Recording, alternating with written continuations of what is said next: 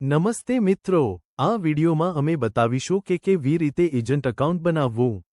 Booking page પર header સેક્શનની ઉપર ડાબી બાજુએ મેઇન મેન્યુ ટેબ દેખાય છે. આ મેઇન મેન્યુ ટેબ પર ક્લિક કરો. આ મેઇન મેન્યુ નીચે મેનેજ વિકલ્પ દેખાય છે. મેનેજ સેક્શન હેઠળ એજન્ટ્સ નામનો બીજો વિકલ્પ છે. ક્લિક આ એજન્ટ વિકલ્પ પર કરો. હવે એજન્ટ પેજ ખુલ્યું છે. અહીં આપણે પહેલેથી બનાવેલા એજન્ટ્સ અને તેમનો સ્ટેટસ જોઈ શકીએ છીએ. આપણે નવું એજન્ટ એકાઉન્ટ પણ બનાવી શકીએ. નવું એજન્ટ એકાઉન્ટ એ માટે જમણી બાજુ જુઓ જ્યાં ક્રિએટ ન્યૂ વિકલ્પ છે.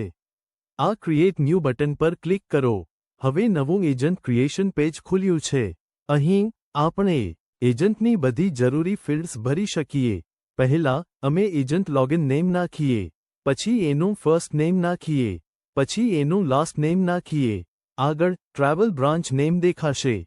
અહીં ટ્રાવેલ બ્રાન્ચનું ફિલ્ડ ક્લિક કરો. હવે ડ્રોપડાઉન મેન્યુમાં બધી બ્રાન્ચ નેમ્સ દેખાય છે. એજન્ટને કોઈ બ્રાન્ચમાં મૂકવા માટે ડ્રોપડાઉનમાંથી બ્રાન્ચ નેમ પસંદ કરવું પડે.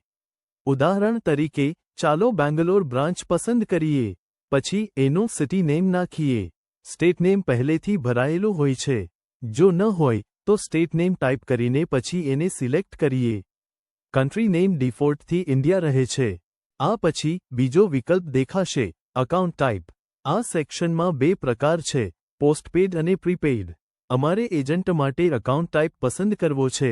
પોસ્ટપેડ એકાઉન્ટ માટે પોસ્ટપેડ પસંદ કરીએ. પ્રીપેડ એકાઉન્ટ માટે પ્રીપેડ પસંદ કરીએ. હવે ચાલો પ્રીપેડ પસંદ કરીએ. પછી નીચે સ્ક્રોલ કરીએ તો એક વિકલ્પ વધુ દેખાશે, ક્રિએટ બટન. બધી વિગતો નાખ્યા પછી સીધું ક્રિએટ બટન ક્લિક કરો. હવે દેખાશે કે એજન્ટ એકાઉન્ટ બની ગયું છે અને સ્ટેટસ એકાઉન્ટ બનતા જ એક્ટિવ છે. જો કંઈ ફેરફાર કરવા હોય તો વિકલ્પો છે. એડિટ બટન વાપરવા માટે ક્લિક એડિટ પર કરો. જો first name, last name, branch name, city name કે સ્ટેટ નેમમાં કંઈ બદલાવ જોઈએ હોય તો અપડેટ કરી શકીએ. જરૂર હોય તો એકાઉન્ટ ટાઈપ પણ બદલી શકીએ. ફેરફારો કર્યા પછી નીચે સ્ક્રોલ કરીને અપડેટ પર ક્લિક કરીએ. અમે કરેલા બધા ફેરફારો સેવ થઈ જશે.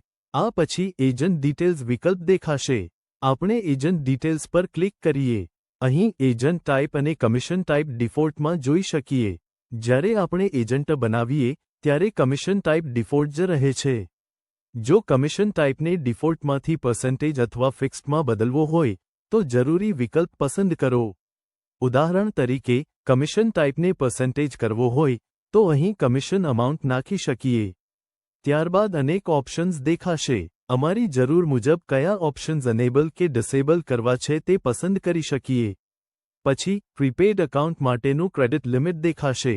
પોસ્ટપેડ એકાઉન્ટ્સ માટે ડિફોલ્ટ ક્રેડિટ લિમિટ 0 રહે છે. ક્રેડિટ લિમિટનું ફિલ્ડ ડિફોલ્ટથી ખાલી રહે છે. જો લિમિટ જેમ કે 10,000, 20,000 અથવા 30,000 રાખવી હોય તો મૂકી શકીએ. નહીં તો પ્રીપેડ એકાઉન્ટ માટે 0 જ રાખી શકાય. પછી નીચે સુધી સ્ક્રોલ કરીએ. છેલ્લે અપડેટનો વિકલ્પ છે. અપડેટ પર ક્લિક કરો. ઓકે પર ક્લિક કરો. હવે કરેલા બધા ચેન્જીસ અપડેટ થઈ જશે. રીસેટ પાસવર્ડ વિકલ્પ દેખાય છે. આ પર ક્લિક કરો. અહીં પાસવર્ડની ડિટેલ્સ નાખી શકીએ. ઉદાહરણ તરીકે આપણે નવું પાસવર્ડ 1, 2, 3, 4, 5 રાખી શકીએ. એ જ પાસવર્ડ ફરી નાખીને કન્ફર્મ કરો. પછી ચેન્જ પાસવર્ડ પર ક્લિક કરો. પાસવર્ડ બદલાઈ જાય પછી લોગિન ડિટેલ્સ એજન્ટ સાથે શેર કરી દઈએ. એજન્ટ આપેલા લોગિન ક્રેડેન્શિયલ્સનો ઉપયોગ કરીને લોગિન કરી શકશે. આ રીતે આપણે ઘણા એજન્ટ એકાઉન્ટ્સ બનાવી શકીએ, ભલે પ્રીપેડ હોય કે પોસ્ટપેડ. વિડિયો જોવા બદલ થેન્ક્સ. તમારો દિવસ સારો જાય.